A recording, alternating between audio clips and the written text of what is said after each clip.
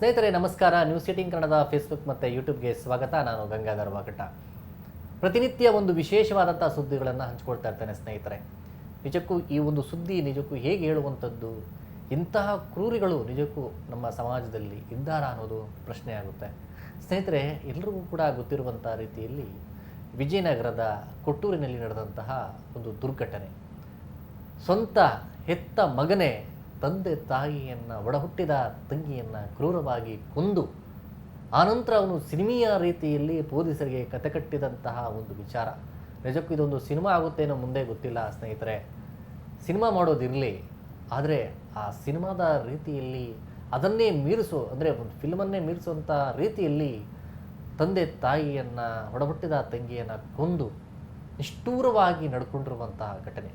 ನಿಜಕ್ಕೂ ಈ ವಿಚಾರ ಹೇಗೆ ಹೇಳುವಂಥದ್ದು ಅಂತ ಹೇಳಿದ್ರೆ, ಪೊಲೀಸರೇ ಇನ್ವೆಸ್ಟಿಗೇಷನ್ ಸಂದರ್ಭದಲ್ಲಿ ಆ ಒಂದು ಘಟನೆಯ ಬಗ್ಗೆ ಹೇಳ್ತಾ ಇರುವಂಥ ಸಂದರ್ಭದಲ್ಲಿ ಅವರೇ ಒಂದು ಶಾಕ್ ಆಗಿದ್ದಾರೆ. ನಿಜಕ್ಕೂ ಈ ಥರ ಮಾಡ್ತಾರ ಅನ್ನೋದು. ಯಾಕಂದರೆ ಸಾಕಷ್ಟು ಕಡೆ ನಾವು ನೋಡಿರ್ತೇವೆ, ಕ್ರೂರವಾದಂತಹ ಮಕ್ಕಳು ಇದ್ದೇ ಇರ್ತಾರೆ. ತಂದೆ ತಾಯಿಗಳನ್ನು ಅಂದರೆ ಆಸ್ತಿ ಕೊಟ್ಟಿಲ್ಲ ಅನ್ನೋ ಕಾರಣಕ್ಕೆ ಹೆತ್ತ ತಂದೆ ತಾಯಿನ ಮನೆಯಿಂದ ಹೊರಗಡೆ ಹಾಕೋದು, ಅವರ ಮೇಲೆ ಹಲ್ಲೆ ಮಾಡುವಂಥದ್ದು, ಈ ರೀತಿಯಾಗಿ ನಮ್ಮ ಕಣ್ಣು ಮುಂದೆ ನಡೀತಾ ಇರ್ತವೆ ಸ್ನೇಹಿತರೆ. ಆದರೆ ಇದು ಆಗಲ್ಲ. ಕೊಟ್ಟೂರಿನ ಅಕ್ಷಯ್ ಅಂತೇಳಿ ಈ ಆರೋಪಿ, ಈ ಕಟುಕ, ಹಂತಕ, ಕಿರಾತಕ ಅಂತ ಹೇಳ್ಬೋದು. ಇಂಥ ನಿಷ್ಠೂರವಾದಿ ಮನಸ್ಸು ಈ ರೀತಿ ಯಾವ ರೀತಿ ಅವನು ಕಲ್ಲು ಮಾಡಿಕೊಂಡು ಅಷ್ಟು ಕಠೋರವಾಗಿ ತಂದೆ ತಾಯಿಯನ್ನು ಹತ್ಯೆ ಮಾಡ್ತಾನಂತ ಸ್ನೇಹಿತರೆ. ತಂದೆ ಕಳೆದ ಒಂದು ವಾರದ ಹಿಂದೆ ಸ್ನೇಹಿತರೆ, ಪ್ರಮುಖವಾಗಿ ಕೊಟ್ಟೂರಿನ ಒಂದು ಮನೆ ಇರುತ್ತೆ. ಆ ಮನೆಯಲ್ಲಿ ತಂದೆ ತಾಯಿ ಇಬ್ಬರು ಅಂದರೆ ತಂಗಿ ಒಬ್ಬರು ಭೀಮರಾವ್ ಅಂತೇಳಿ, ಮತ್ತು ತಾಯಿ ಅಮ್ಮ ತಂಗಿ ಅಮೃತ ಅಂಥೇಳಿ, ತಾಯಿ ಮೂರನ್ನು ಕೂಡ ಹಂತ ಹಂತವಾಗಿ, ಅಂದರೆ ಇವರ ನಡುವೆ ಒಂದು ಮನಸ್ತಾಪ ಬರುತ್ತೆ. ಅಂದರೆ ಆರೋಪಿ ಹೇಳುವಂಥ ರೀತಿ, ತಂಗಿ ಎಲ್ಲೋ ಒಬ್ಬ ಬೇರೆ ಅನ್ಯಜಾತಿ ಯುವಕನನ್ನು ಪ್ರೀತಿ ಮಾಡಿ ಆಕೆ ಗರ್ಭಿಣಿ ಆಗಿದ್ದಾಳೆ ಅನ್ನೋ ವಿಚಾರ ತನಗೆ ಗೊತ್ತಾಗಿ, ಆನಂತರ ಆರೋಪಿ ತನ್ನ ತಂದೆ ತಾಯಿ ಜೊತೆ ಚರ್ಚೆ ಮಾಡಿದಂಥ ಸಂದರ್ಭದಲ್ಲಿ ತಂದೆ ತಾಯಿ ಇಬ್ಬರೂ ಕೂಡ ತಂಗಿಗೆ ಸಪೋರ್ಟ್ ಮಾಡಿದರೆ, ಆ ಗರ್ಭಿಣಿಯಾಗಿರುವಂಥ ಒಂದು ತಂಗಿಗೆ ಅಬಾರ್ಷನ್ ಮಾಡಿಸ್ಬೇಕು, ಇನ್ನು ಚಿಕ್ಕ ವಯಸ್ಸು ಅನ್ನೋ ರೀತಿಯಲ್ಲಿ ಆರೋಪಿ ಅಲ್ಲಿ ಹೇಳಿದಂಥ ಸಂದರ್ಭದಲ್ಲಿ ತಂದೆ ತಾಯಿ ಇಬ್ಬರು ಕೂಡ ಒಪ್ಪೋದಿಲ್ಲ. ಇಲ್ಲ, ಅಬಾರ್ಷನ್ ಮಾಡಿಸೋದು ಬೇಡ ಅನ್ನೋ ಕಾರಣಕ್ಕೆ ಯಾರೂ ಕೂಡ ಸಪೋರ್ಟ್ ಮಾಡ್ತಾ ಇಲ್ಲ, ಏನಾದರೂ ಮಾಡಿ ಇವರನ್ನು ಮುಗಿಸ್ಬೇಕು ಅಂತ ಪ್ಲ್ಯಾನ್ ಮಾಡಿ ಕೊನೆಗೆ ತಂಗಿಯನ್ನು ಅವತ್ತಿನ ರಾತ್ರಿ ಸರ್ಪ್ರೈಸ್ ಕೊಡ್ತೀನಿ ಅಂತೇಳಿ ಕಣ್ಣನ್ನು ಮುಚ್ಕೊಂಡು, ಅಂದರೆ ತಂದೆ ತಾಯಿ ಇಬ್ಬರು ಕೂಡ ಇರೋದಿಲ್ಲ, ಮನೆ ಹೊರಗಡೆ ಹೋಗಿರ್ತಾರೆ. ಆ ಸಂದರ್ಭದಲ್ಲಿ ತಂಗಿ ಓದ್ಕೊಳ್ತಾ ಇರುವಂಥ ಸಂದರ್ಭದಲ್ಲಿ ರೂಮಿಂದ ಮತ್ತೊಂದು ರೂಮಿಗೆ ಕರ್ಕೊಂಡೋಗಿ ಕತ್ತಲ ಕೋಣೆಯಲ್ಲಿ ಚಾಕುನ ತೆಗೆದುಕೊಂಡು ಕತ್ತನ್ನು ಸೀಳಿ ತಂಗಿಯನ್ನು ಕೊಲೆ ಮಾಡ್ತಾನೆ. ಆದರೆ ಆ ತಂಗಿಗೆ ಹೇಳಿ ಕರ್ಕೊಂಡು ಹೋಗುವಂಥದ್ದು, ನಿನಗೇನೋ ಒಂದು ಸರ್ಪ್ರೈಸ್ ಇದೆ, ಹೇಳಿ ಕರ್ಕೊಂಡು ಹೋಗ್ತೀನಿ ಅಂತ. ಆ ಮೊದಲು ಕೂಡ ಈ ಪ್ರೀತಿ ಮಾಡಬೇಡ ಅನ್ಯ ಜಾತಿ ಯುವಕನನ್ನ ಅಂತ ಹೇಳಿದಾಗ, ಇಲ್ಲ ನಾನು ಮಾಡೋದಿಲ್ಲ ಆಯಿತು ಅಂತ ಹೇಳಿರ್ತಾಳೆ. ಆದರೆ ಇದು ಕೊನೆಗೆ ಗೊತ್ತಾಗುವಂಥದ್ದು ಗರ್ಭಿಣಿ ಆಗಿದ್ದಾಳೆ ಅಂತ. ಆದರೆ ಇನ್ವೆಸ್ಟಿಗೇಷನ್ PM ಮರಣೋತ್ತರ ಪರೀಕ್ಷೆ ಆಗಬೇಕಾಗಿದೆ. ಆ ಬಳಿಕ ಅದರ ಸತ್ಯಾಸತ್ಯತೆ ಗೊತ್ತಾಗಬೇಕಾಗಿರುವಂಥದ್ದು ಸ್ನೇಹಿತರೆ.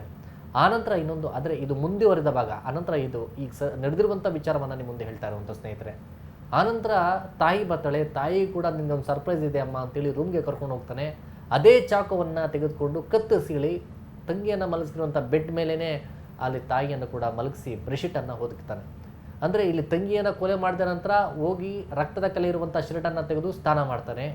ಆನಂತರ ತಾಯಿಯನ್ನು ಕೊಲೆ ಮಾಡಿದಂಥ ಬಳಿಕ ಆನಂತರ ರಕ್ತದ ಕಲೆ ಶರ್ಟನ್ನು ತೆಗೆದು ಹಾಕ್ತಾನೆ. ನಂತರ ಸ್ನಾನ ಮಾಡ್ಕೊಬರ್ತಾನೆ. ಆ ಬಳಿಕ ತಂದೆ ಹೊರಗಡೆಯಿಂದ ಬಂದು ಎಲ್ಲೋದ್ರ ಮಗ, ತಾಯಿ ಮತ್ತು ಮಗಳು ಅಂತ ಕೇಳಿದಂಥ ಇಲ್ಲ, ಎಲ್ಲೋ ಹೊರಗಡೆ ದೇವಸ್ಥಾನಕ್ಕೆ ಹೋಗ್ತೀವಿ ಅಂತೇಳಿ ಅಲ್ಲಲ್ಲೇ ಹಾಲಲ್ಲಿ ಕೂತ್ಕೊಂಡು TV ನೋಡ್ತಾ ಇದ್ದಂಥ ತಂದೆಯನ್ನು ಕೂಡ ಕತ್ತು ಸೀಳಿ ಕೊಲೆ ಮಾಡಿ, ಆನಂತರ ಆ ಬಾಡಿಯನ್ನು ತಂದು ಇದೇ ಬೆಡ್ ಮೇಲೆ, ಮೂವರನ್ನು ಒಂದೇ ಬೆಡ್ ಮೇಲೆ ಹಾಕಿ ಬೆಡ್ಶೀಟ್ ಒದಿಸಿ ಅವತ್ತು ಇಡೀ ದಿನ ರಾತ್ರಿ ಅದೇ ಮನೆಯಲ್ಲಿ ಆತ ಕೂತಿರ್ತಾನೆ. ಅಂದರೆ ಅವನ ಮನಸ್ಸು ಯಾವ ರೀತಿ ಒಂದು ಕಲ್ಮಶ ಇರ್ಬೋದು ಅಂತೇಳಿ, ಜೊತೆಯಲ್ಲಿ ಅಲ್ಲಿ ಅಂದರೆ ಫುಲ್ಲು ಡ್ರಿಂಕ್ ಮಾಡಿರ್ತಾನೆ. ಡ್ರಿಂಕ್ ಮಾಡಿ ಅದೇ ಮನೆಯಲ್ಲಿ ಮಲ್ಕೊಂಡು ಬೆಳಗ್ಗೆ ಎದ್ದು ಅಲ್ಲಿಂದ ಸೀದಾ ಬೆಂಗಳೂರಿಗೆ ಬರ್ತಾನೆ. ಬೆಂಗಳೂರಿಗೆ ಬಂದಂಥ ಸಂದರ್ಭದಲ್ಲಿ ಎಷ್ಟು ನಾಜೂಕಾಗಿ ಆತ ಪ್ಲ್ಯಾನ್ ಮಾಡಿದ್ದ ಅಂತಂದರೆ, ಟೆಕ್ನಿಕಲ್ಲಾಗಿ ಪೊಲೀಸರಿಗೂ ಕೂಡ ಗೊತ್ತಾಗಬಾರ್ದು, ಪೊಲೀಸರಿಗೂ ಅನುಮಾನ ಬರಬಾರ್ದು ಅಂತ ರೀತಿಯಲ್ಲಿ ನಿಜಕ್ಕೂ ಒಂದು ದೃಶ್ಯಂ, ಒಂದು ಸಿನಿಮಾ ಏನಿದೆ ರವಿಚಂದ್ರನ್ದು, ಅದೇ ರೀತಿ ಅದನ್ನೇ ಮೀರಿಸುವಂಥ ರೀತಿಯಲ್ಲಿ ಪ್ಲ್ಯಾನ್ ಮಾಡ್ಕೊಂಡಿರ್ತಾನೆ. ಮೋಸ್ಟ್ಲಿ ಆತ web series, crime thriller web series movies ಏನಾದರೂ ನೋಡಿದ್ನೋ ಇಲ್ಲೋ ಗೊತ್ತಿಲ್ಲ, ಆ ರೀತಿಯಾಗಿ ಒಂದು ಪ್ಲ್ಯಾನನ್ನು ಮಾಡ್ಕೊಂಡಿರ್ತಾನೆ. ಅಲ್ಲಿಂದ ತನ್ನ ಫೋನನ್ನು ಅಲ್ಲೇ ಇಡ್ತಾನೆ. ತಂಗಿ ಮತ್ತು ತಾಯಿ ಮೊಬೈಲನ್ನು ಫೋನನ್ನು ತೆಗೆದುಕೊಂಡು ಅವರ ಮಾವ ವಸಂತ್ ಕುಮಾರ್ ಅಂತ ಬೆಂಗಳೂರಲ್ಲಿ ಇರ್ತಾರೆ, ಅವ್ರು ಫೋನ್ ಮಾಡಿ ಆನಂತರ ಇಲ್ಲಿ ಬರ್ತಾನೆ, ಭೇಟಿ ಮಾಡ್ತಾನೆ. ಅಲ್ಲಿ ಬಂದು ಜಯದೇವ ಆಸ್ಪತ್ರೆಯಲ್ಲಿ ಬಂದು ತಾವು ನಿಮಗೆ ಅಮೌಂಟ್ ಕೊಡಬೇಕಾಗಿದೆ ಅಂತೇಳಿ, ಅಂದರೆ ಅವನಿಗೆ ವಸಂತ್ ಕುಮಾರ್ ಅನ್ನೋರು ಮಾವನಿಗೆ ಹಣ ಕೊಡಬೇಕಾಗಿರುತ್ತೆ, ಕೊಡ್ತೀವಿ ಅಂತೇಳಿ ಬರ್ತಾನೆ. ಆನಂತರ ಅಲ್ಲೇ ಡಸ್ಟ್ಬಿನ್ ಜಯದೇವ್ ಹಾಸ್ಪಿಟಲಲ್ಲಿ ಡಸ್ಟ್ಬಿನ್ನಲ್ಲಿ ಎರಡು ಮೊಬೈಲ್ಗಳನ್ನು ಬಿಸಾಡಿ ಸ್ವಿಚ್ ಆಫ್ ಮಾಡಿ ಮೊಬೈಲೆಲ್ಲ ಬಿಸಾಡಿ ಆನಂತರ ಹೋಗಿ ಮಹದೇವಪುರದ ಫಿನಿಕ್ಸ್ ಮಾಲ್ ಬಳಿ ಅವರ ಮಾವನನ್ನು ಭೇಟಿ ಮಾಡಿ ಈ ಥರ ಆಗೋಗಿದೆ, ನಿನಗೆ 4 ಲಕ್ಷ ಹಣ ಜೊತೆ ನಿನಗೆ ಹೆಚ್ಚಿನ ಹಣ ಕೊಡ್ತೀವಿ ಅಂತೇಳಿ ಅವರಿಗೆ ಹೇಳ್ತಾನೆ. ಆಗ ಅವನು ಕೊಡುವಂಥ ಪ್ಲ್ಯಾನ್ ಏನಂದರೆ 3 ಬಾಡಿ ಇದೆ, 3 ಬಾಡಿಗಳನ್ನು ಹೊರಗಡೆ ತರೋದಕ್ಕಾಗೋದಿಲ್ಲ, ನೀನು ಅಲ್ಲೇ ಸಮಾಧಿ ಮಾಡಿಬಿಡು, ಮನೆ ಒಳಗಡೆ ಮಣ್ಣಲ್ಲಿ ಹೂತ್ಬಿಡು ಅಂತ ಹೇಳ್ತಾರೆ. ಆನಂತರ ಇಲ್ಲಿಂದ ಆತ ಹೋಗಿ ಪೂರ್ತಿ ಎಣ್ಣೆಯನ್ನು ಹೊಡೆದು ಆನಂತರ ಮನೆ ಹಾಲ್ ಏನಿದೆ ಮನೆ ಹಾಲ್ನಲ್ಲೇ 5x5 ಅಡಿಯ ಗುಂಡಿಯನ್ನು ತೆಗೆದು ಆ ಗುಂಡಿಯಲ್ಲಿ ತಂಗಿ, ತಾಯಿ ಮತ್ತು ತಂದೆ ಮೂವರನ್ನು ಒಬ್ಬೊಬ್ಬರನ್ನು ಹಾಕಿ ಆನಂತರ ಮುಚ್ಚಿ ಮಣ್ಣನ್ನು ಅಲ್ಲಿ ಟೈಲ್ಸ್ ಎಲ್ಲ ಕ್ಲೀನಾಗಿ ಹಾಕಿ ಅಲ್ಲಿಂದ ನೇರವಾಗಿ ಆರೋಪಿ ಬೆಂಗಳೂರಿಗೆ ಬರುವಂಥದ್ದು. ಅಂದರೆ ಬೆಂಗಳೂರಿಗೆ ಮತ್ತೆ ಬಂದು ಜಯದೇವ ಹಾಸ್ಪಿಟ್ಲಲ್ಲಿ ಇಲ್ಲಿ ಹಾಸ್ಪಿಟ್ಲ್ ಬಂದಿದ್ರು, ಮಿಸ್ ಆಗಿಬಿಟ್ಟಿದ್ದಾರೆ, ಪ್ರಾಬ್ಲಮ್ ಆಗಿದೆ ಅಂತೇಳಿ ಕತೆ ಕಟ್ತಾನೆ. ಆನಂತರ ತಿಲಕ್ ನಗರ ಪೊಲೀಸರು ತಮ್ಮದೇ ಶೈಲಿಯಲ್ಲಿ ಆರೋಪಿಯನ್ನು ವಿಚಾರಣೆ ಮಾಡಿದಂತಹ ಸಂದರ್ಭದಲ್ಲಿ ಈ ತ್ರಿಬಲ್ ಮರ್ಡರ್ ಮಿಸ್ಟ್ರಿಯ ಒಂದು ಸ್ಟೋರಿಯನ್ನು ಬಾಯ್ಬಿಡ್ತಾನೆ. ಆದರೆ ಎಷ್ಟು ಸುಳ್ಳು ಹೇಳ್ತಾನೆ ಅಂದರೆ ಆರೋಪಿ ಪೊಲೀಸರ ತನಿಖೆಯನ್ನು ದಿಕ್ಕು ತೋರಿಸುವಂಥ ಕೆಲಸವನ್ನು ಮಾಡ್ತಾನೆ. ಒಂದು ಅಂತರ್ಜಾತೀಯ ಒಂದು ವ್ಯವಸ್ಥೆ ಏನಿದೆ ಅಂದರೆ ಅಂತರ್ಜಾತಿ ಮತ್ತು ಮರ್ಯಾದೆ ಒಂದು ಪ್ರಶ್ನೆ ಬರುತ್ತೆ ಅಂತೇಳಿ ಅದನ್ನು ಕೂಡ ಹೇಳ್ಕೊತಾನೆ. ಇಲ್ಲಿ ನಿಜಕ್ಕೂ ಕೂಡ ಪೊಲೀಸರಿಗೆ ಇದು ಮರ್ಯಾದೆ ಹತ್ಯೆನಾ ಅಥವಾ ತಂಗಿ ಗರ್ಭಿಣಿ ಆಗಿದ್ದಾಳೆ ಅನ್ನೋ ಕಾರಣಕ್ಕೆ ಈ ಥರ ಮಾಡುವಂಥದ್ದ, ತಂದೆ ತಾಯಿಯನ್ನು ಯಾಕೆ ಕೊಲೆ ಮಾಡ್ತಾ, ಇವೆಲ್ಲ ಪ್ರಶ್ನೆಗಳು ಸಹಜವಾಗಿ ಬರುವಂಥದ್ದು. ಇವೆಲ್ಲದ ಅಂದರೆ ಇಷ್ಟು ಕ್ರೂರವಾಗಿ ಕೊಲೆ ಮಾಡಿದ್ರು ಆರೋಪಿಗೆ ಒಂದು ಸಣ್ಣ ಪಶ್ಚಾತ್ತಾಪ ಇಲ್ಲ, ಒಂದು ಹನಿ ಕಣ್ಣೀರು ಕೂಡ ಇಲ್ಲ. ಅಷ್ಟು ಕ್ರೂರವಾಗಿ ತಂದೆ ತಾಯಿ ಒಡಹುಟ್ಟಿದ ತಂಗಿಯನ್ನು ಕೊಲೆ ಮಾಡಿರ್ತಾನೆ. ಆದರೆ ಪೊಲೀಸರ ತನಿಖೆಯಲ್ಲಿ ಇನ್ನೊಂದು ವಿಚಾರ ಗೊತ್ತಾಗ್ತಾ ಇದೆ. ಯಾಕಂದರೆ ಕೊಟ್ಟೂರಿನ ಪಕ್ಕದಲ್ಲಿರುವಂಥ ಹರಪನಹಳ್ಳಿಯಲ್ಲಿ ಡೂಪ್ಲೆಕ್ಸ್ ಒಂದು ಮನೆ ಇರುತ್ತೆ, ಅದನ್ನು 1,20,00,000 ಹಣಕ್ಕೆ ತಂದೆ ಭೀಮರಾವ್ ಮಾರಾಟ ಮಾಡಿರ್ತಾರೆ.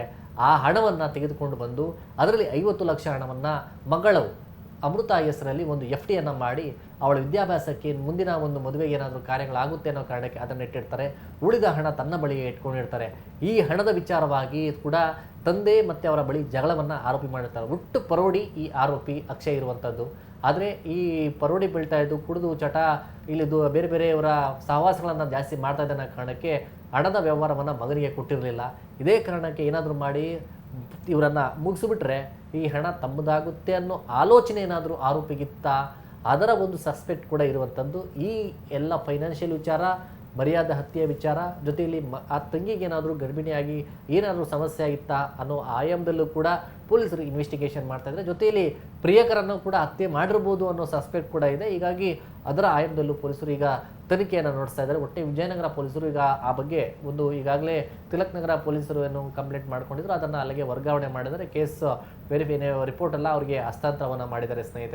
ಸ್ನೇಹಿತರೆ ಏನೇ ಇರಲಿ, ಈ ಒಂದು ಪ್ರಕರಣ ನಿಜಕ್ಕೂ ಕೂಡ ಎಂಥವರನ್ನು ಬೆಚ್ಚಿ ಬೀಳಿಸುವಂಥದ್ದು. ನಿಜಕ್ಕೂ ನಾವು ಬೇರೆ ಬೇರೆ ರಾಜ್ಯಗಳಲ್ಲಿ ನೋಡಿರ್ತೀವಿ, ಆದರೆ ಇವತ್ತು ಕರ್ನಾಟಕದಲ್ಲಿ ಈ ರೀತಿಯಾದಂಥ ದುರ್ಘಟನೆ ಅಂದರೆ ಎಷ್ಟೋ ಜನ ತಂದೆ ತಾಯಿ ಇಲ್ಲ ಅಂತ ಕೊರಗುತ್ತಾರೆ. ಆದರೆ 30 ತಿಂಗಳು ಹೊತ್ತು ಸಾಕಿ ಮಕ್ಕಳಿಗೆ ಒಂದು ಉತ್ತಮವಾದಂಥ ಒಂದು ಭವಿಷ್ಯವನ್ನು ಕಟ್ಕೊಡ್ಬೇಕು ಅಂತೇಳಿ ಎಲ್ಲರೂ ಕೂಡ ಕನಸನ್ನು ಕಾಣ್ತಾ ಇರ್ತಾರೆ. ಅದೇ ರೀತಿಯಾಗಿ ಎಷ್ಟೇ ಕಷ್ಟವಿದ್ದರೂ ಕೂಡ ಮಕ್ಕಳನ್ನು ಸಾಕಿ ಸಲುಹಿರ್ತಾರೆ. ಅಂಥ ಸಂದರ್ಭಗಳಲ್ಲಿ ಆದರೆ ಒಂದು ಜವಾಬ್ದಾರಿ ಬಂದಂಥ ಸಂದರ್ಭದಲ್ಲಿ ಮಕ್ಕಳು ತಂದೆ ತಾಯಿಯನ್ನು ಚೆನ್ನಾಗಿ ನೋಡ್ಕೊಳ್ಬೇಕು ಅಂತ ಆಸೆ ಪಡ್ತಾರೆ.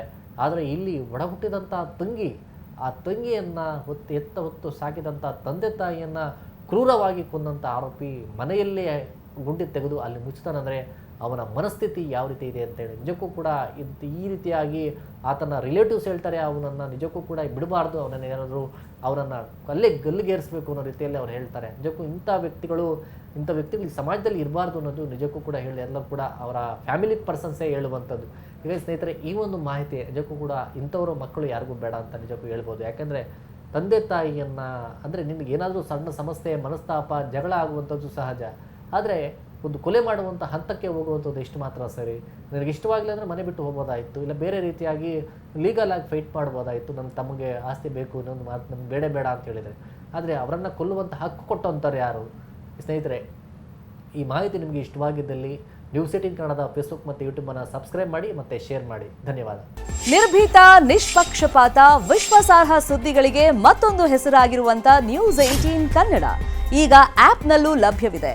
ದಯವಿಟ್ಟು ಇಲ್ಲಿರುವಂತ QR ಕೋಡ್ ಸ್ಕ್ಯಾನ್ ಮಾಡಿಕೊಂಡು ಆಪ್ ಡೌನ್ಲೋಡ್ ಮಾಡೋದಕ್ಕೆ ಮರಿಬೇಡಿ. ನಿಮ್ಮ ಬೆಂಬಲ ಹೀಗೆ ಸದಾ ನಮ್ಮೊಂದಿಗಿರಲಿ. ಧನ್ಯವಾದ.